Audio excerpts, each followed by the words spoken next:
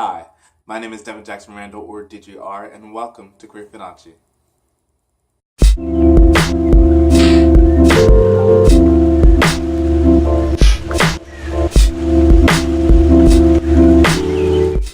So let's talk.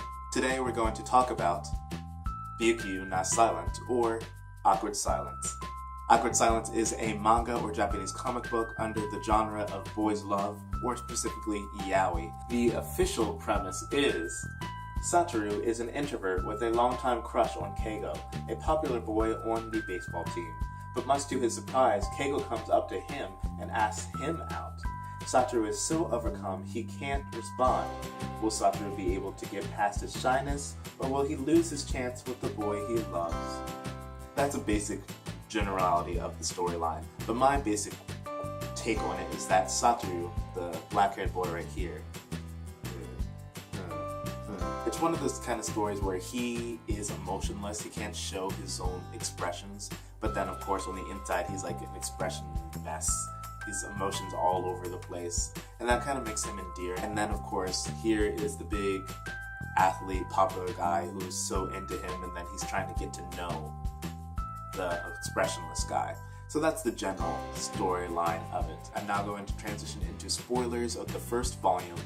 So if you do not want to know how the story goes, if you want to go check out the story now, go look it up, go search the manga, or I have a link to where you can buy it on Amazon down below in the description. Go check that out. Cool? Cool. Now I will say that I actually used to really love this story to the point that I bought the book. I loved it. It was I think it was in fact my favorite yaoi, my favorite Japanese boys love comic. I do have a overall boys love comic that I like better, which will come up at some point. I'll stop waving this around.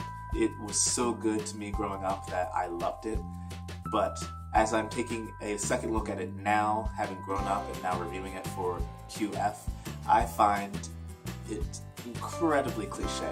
Don't get me wrong, it is incredibly adorable, it is cute, it is adorable, it is great, but at the same time it is so cliche, it is so full of just like awkwardly corny moments that I'm just like, I still like you, but it's a cliche story of I'm an expressionless guy. I have so many emotions on the inside that I can't show them.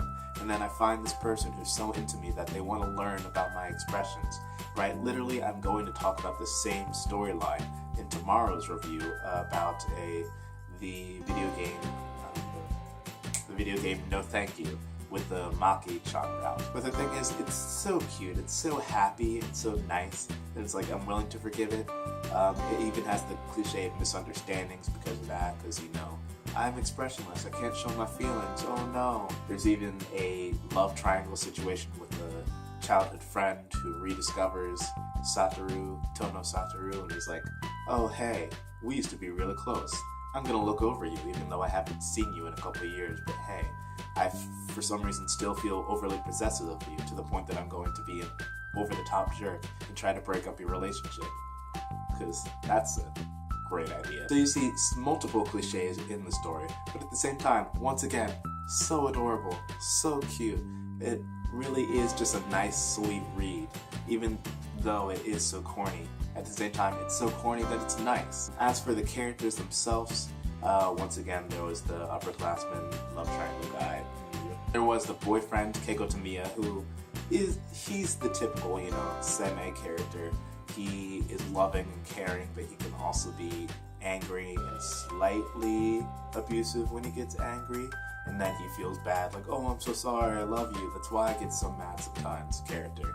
But at the end of the day, he's alright. He's certainly not a Ji-yeon from Uncontrolled Love 2. So, and of course our main character, our adorable main character, Satoru Tono. He's skinny, has feminine qualities to himself, so that then the girl can kind of like a fujoshi, a female reader, can place herself into the story somewhat.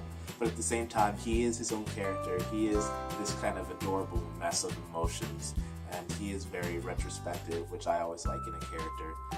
So he is interesting in his own way.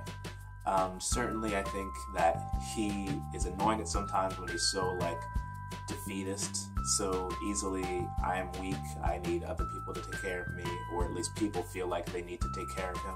But at the same time, as a reader, I want to follow him and take care of him. So it's whatever. It's a double-edged sword type of thing. But anyway, those are my thoughts on the manga on Bukiyou Na Silent or Awkward Silent. If this sounds interesting to you, go check it out. Once again, I have the link to where you can buy it on Amazon in the description. Otherwise, go search it up somewhere else, and I won't say anything. Anyway, it is such a good volume. It has multiple volumes. I think about 4. That's the last time I checked. So if you're interested in that, go check that out. I will, of course, review the other volumes at some point. I don't know when, but at some point. Are you interested in this volume? Are you interested in this story? Write that in the comments. If not, why? All that. Like, comment, subscribe, all that, blah, blah, blah. And have a nice day, guys. Let's get talking. Okay. Bye. Her Story is a web series that ran last year, just about last year, August of 2015, and it actually won an Emmy for being such a great show. It's a 6-part series, and each episode is about 8